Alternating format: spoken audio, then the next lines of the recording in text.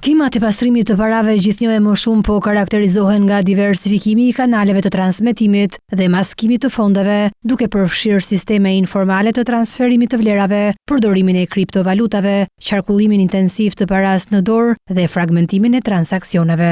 Në raportin vjetor të SPAK thuhet se në disa raste janë konstatuar përdorimet e rrjeteve ndërkombëtare si nyje operacionale në disa shtete. Sipas hetuesve, tipare të përsëritura janë përfshirja dhe përdorimi i subjekteve tregtare formalisht të ligjshme, si mbulesë për qarkullimin dhe riciklimin e fondeve. Të përfshira janë zyra të këmbimit valutor, shoqëri transfertash parash, agjenci udhëtimi, subjekte ndërtimi dhe tregtare, si dhe struktura financiare jo bankare.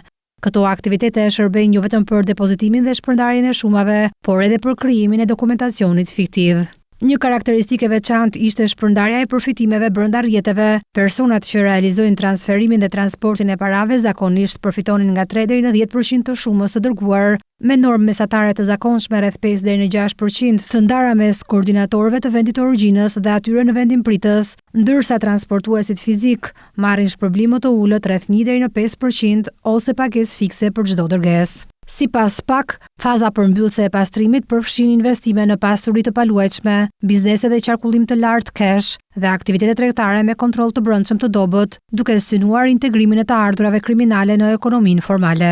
Rastet po tregojnë kalimin nga modele sporadike drejt arkitekturave të qëndrueshme dhe shumanshme të pastrimit të parave, të mbështetura nga organizimi sofistikuar, bashkëpunim ndërkombëtar dhe instrumente financiare alternative. Sipas të dhënave të raportit në 2025, SPAK ka regjistruar 32 procedime penale për veprën penale të pastrimit të parave, të cilat lidhen me çështje komplekse, të karakterizuara nga vlera të mëdha financiare dhe skema të sofistikuara të pastrimit të parave.